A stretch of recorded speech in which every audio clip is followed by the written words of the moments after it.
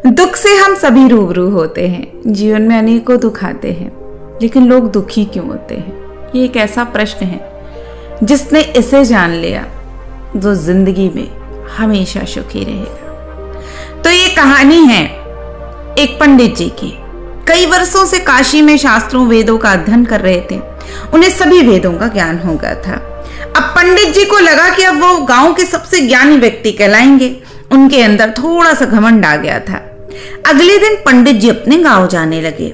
गांव में जाते ही एक किसान ने उनसे पूछ लिया कि क्या बात है, हमें आप बता सकते हैं कि हमारे समाज में लोग दुखी क्यों हैं?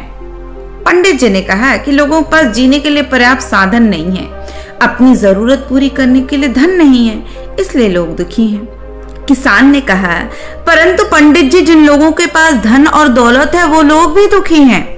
मेरे पास धन संपत्ति है, फिर भी मैं दुखी हूं, क्यों? अब पंडित जी को कुछ समझ नहीं आया कि वो किसान को क्या उत्तर दे।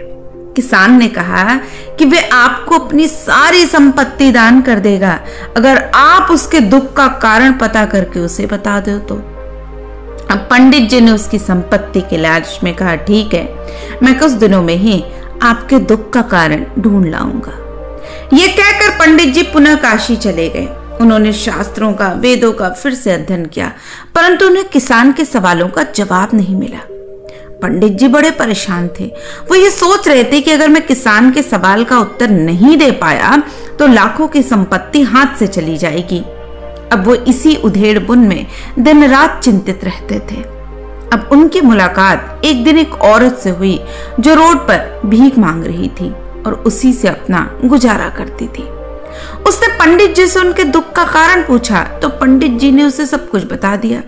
उस औरत ने कहा कि वो उनको उनके सवालों का जवाब दे देगी, लेकिन इसके लिए उन्हें उसके साथ कुछ दिन रहना पड़ेगा। अब पंडित जी कुछ देर तो चुप रहे, क्योंकि वो सोचते रहे एक वो ब्राह्मण है, अब इस भिखारन के साथ कैसे रह सकते हैं?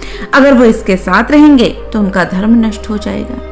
अब पंडित जी ने फिर सोचा, कुछ दिनों की बात है, उन्हें किसान के सवाल का उत्तर मिल जाएगा और उसकी संपत्ति भी मिल जाएगी, तो क्यों ना थोड़े दिन इस औरत के साथ ही रह लिया जाए। अब पंडित जी उसके साथ रहने के लिए तैयार हो गए। कुछ दिन तक वो उसके साथ रहे, लेकिन उनके सवाल का जवाब उस औरत ने नहीं दिया। अब पंडित जी ने उससे कहा कि मेरे सवाल का जवाब कब मिलेगा?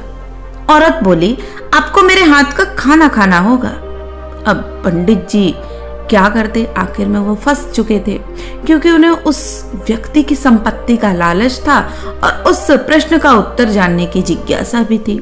आखिर में पंडित जी अपने अंतर्द्वंद से जीतते हैं, लालच के आगे हार जाते हैं और कहते हैं, ठीक है, मैं तुम्हारे हाथ का खाना भी खा लूंगा। जिसने कभी किसी के हाथ का पानी भी नहीं पिया था, वो उस गंदी औरत के हाथ का खाना भी खाने के लिए तैयार था, ताकि उसे उसके सवालों का जवाब मिल सके।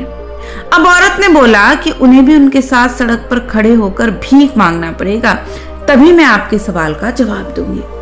अब पंडित जी चूंकि इतनी आगे आ चुके थे और इस वक्त वो पीछे नहीं जा सकते थे, मजबूरी में उस किसान के सवाल का उत्तर पाने के लिए वो उस औरत के साथ भीख मांगने के लिए भी तैयार हो गए। अब पूरे दिन उन्होंने भिक्षा मांगी और शाम के समय उन्होंने उस औरत से फिर यही कहा कि तुम मेरे सवाल का उत्तर कब दोगी? अब उस औरत ने कहा, आज तो नहीं दूंगी, लेकिन किसी और दिन दूंगी। लेकिन अब पंडित जी बहुत नाराज हो जाते हैं। तो वो औरत कहती है, ठीक है, मैं आपको आपके सवाल का जवाब तो दे दूंगी, लेकिन उसके लिए मेरी ये शर्त है कि आज आपको मेरा झूठा भोजन खाना पड़ेगा। अब ये सुनकर पंडित जी को गुस्सा आया, चिल्लाने लगे कि तुम मेरे सवाल का उत्तर दे सकती हो तो बताओ, वरना मैं चला जाऊं। तो औरत ने कहा, मेरी बस यही आखिरी शर्त है, यदि आप मेरा झूठा खा लेंगे तो मैं आपको उसका उत्तर बता दूंगी। अब पंडित जी ने आखिर में उस औरत का झूठा खा लिया और उससे कहा कि देवी अब तो बता दो। तो वो औरत मुस्कुराई और बोली, पंडित जी, यही तो आपके सवाल का उत्तर है। यहाँ आने से पहले आप किसी के हाथ का पानी नहीं पीते थे, मुझ जैसी गंदी औरत के साथ आप रह भी नहीं सकते थे और किसी का झूठा तो आप कभी नहीं खा सकते थे, लेकिन किसान की संपत्ति के लालच में आप मेरे साथ रहने के लिए भी तैयार हो गए। तो याद रखिए, इंसान का लालच और उसकी बढ़ती हुई इच्छाएं ही उसके दुख का कारण है, जो उसे सब कुछ करने पे मजबूर कर देती है और जो उसने कभी करने के लिए सोचा भी नहीं होता है। और बस यही हमारे दुख का सबसे बड़ा कारण है।